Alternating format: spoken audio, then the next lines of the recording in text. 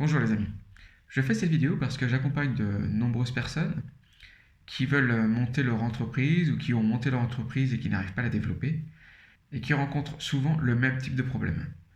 L'objet, ça va être de développer en fait 4 points clés pour que vous puissiez vivre de votre activité, vous puissiez avoir une vie plus épanouissante et en même temps que vous puissiez aider les gens que vous souhaitez aider, contribuer à un monde meilleur. Le premier point, la première erreur que font souvent les débutants, c'est se focaliser sur leurs produits, leurs services et non le besoin du client. À titre d'exemple, si je veux vendre des voitures avec sièges chauffants en Afrique, est-ce que je vais en vendre beaucoup? Est-ce qu'il y a un réel besoin des sièges chauffants? Et donc la question, c'est de se poser, qu'est-ce qui est important pour mon client? L'erreur que je rencontre souvent, c'est qu'ils se focalisent sur leurs produits, leurs services, et ils s'imaginent que ça va intéresser les personnes. Ils ne cherchent pas à comprendre le besoin du marché. Quels problèmes ont les gens qui fait qu'ils sont prêts à dépenser de l'argent pour le résoudre? Et comment ils expriment ce problème? Quand ils sont focalisés sur leurs produits, ils cherchent à éduquer les clients, plutôt que de parler leur langage, de les comprendre et de répondre à leurs besoins. Le business, c'est aider les autres. Comprendre ça, c'est comprendre la manière de faire du business éthique. C'est ce que je vais expliquer dans le stage Développer son business au service de valeurs fortes. Si développer un business éthique vous intéresse, vous aurez toutes les informations en dessous de cette vidéo. Le point clé à retenir, c'est qu'il faut aider les autres. Il faut voir comment on aide les autres. Quel est le besoin du marché? Quel est le besoin de nos clients? Quel est le besoin de notre cible? Et comment il l'exprime? La deuxième erreur courante est le manque de clarté par rapport à sa cible. C'est-à-dire que les personnes qui veulent développer leur activité pour avoir un maximum de chiffre d'affaires veulent arroser et toucher tout le monde. Avec comme logique, si j'arrose sur un grand nombre de personnes, je risque de toucher plus de personnes.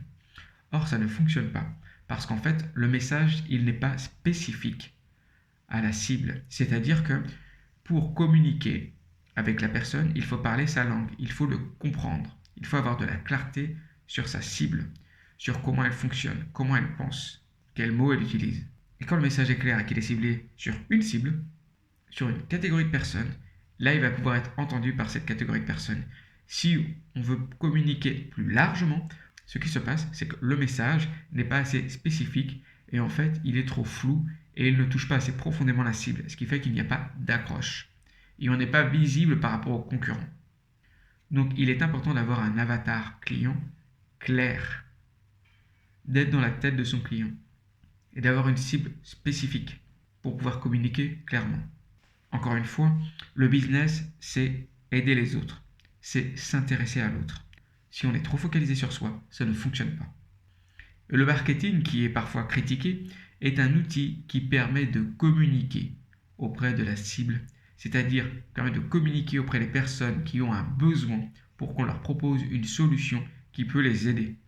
Et c'est ces techniques de marketing humaniste que je transmets dans le stage Développer un business au service de valeurs fortes, afin de pouvoir développer un business de manière éthique au service de vos valeurs. Et la troisième erreur que je rencontre souvent, c'est le refus de la vente. Je rencontre de nombreuses personnes qui veulent contribuer à un monde meilleur et qui ont des difficultés à vendre. Le résultat, c'est qu'ils n'offrent pas leur solution aux personnes qui en ont besoin. Et donc, ils ne peuvent pas contribuer aussi largement au monde qu'ils souhaiteraient.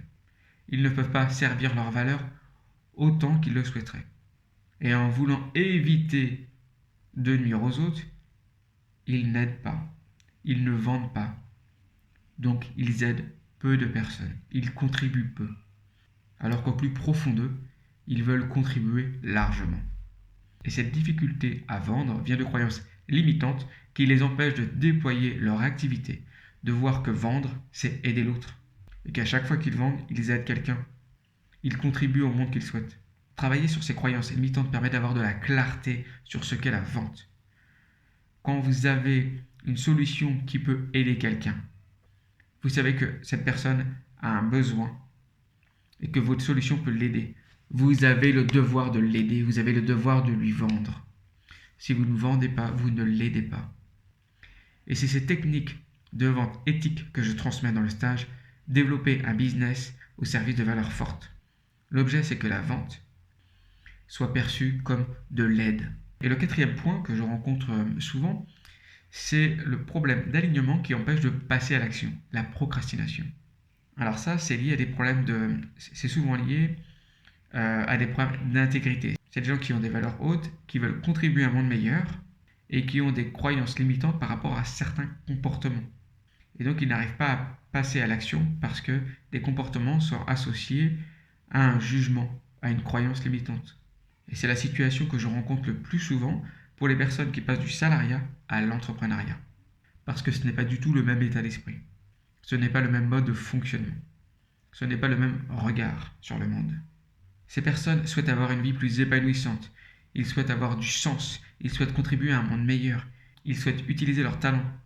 Ils ont envie d'avoir de l'énergie pour se lever le matin. Et ils ont du mal à aligner la clarté de leur vision, leurs valeurs, leurs talents, les personnes qu'ils aident et l'offre proposée. Globalement, il s'agit d'un alignement âme-ego. L'âme de l'entreprise, c'est la vision, les valeurs, le pourquoi, le besoin de contribution. Pourquoi on le fait. L'ego de l'entreprise, c'est ce qui assure la partie survie de l'entreprise. C'est-à-dire qu'il faut faire rentrer de l'argent pour que l'entreprise puisse vivre. Et l'ego de l'entreprise, c'est la partie opérationnelle. Il faut réaliser. Et c'est l'alignement âme-ego de l'entreprise qui permet de faire descendre cette valeur, cette vision du monde idéal dans la matière à travers une solution proposée. Et donc, le service ou le produit permet de contribuer à un monde meilleur.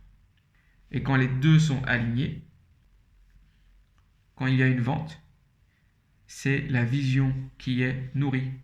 C'est la vision qui est réalisée.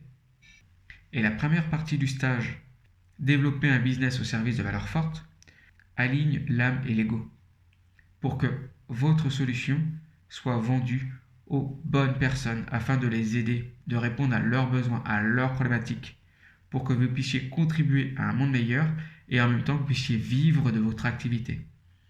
Donc dans une solution gagnant, gagnant, gagnant. La personne y gagne, vous y gagnez et le tout y gagne.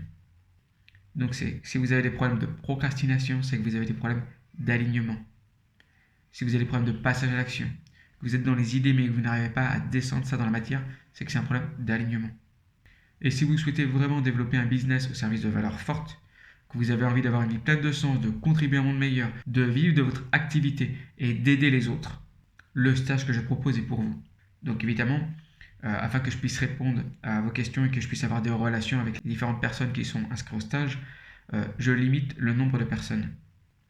Donc si vous êtes intéressé, n'hésitez pas à réserver votre place.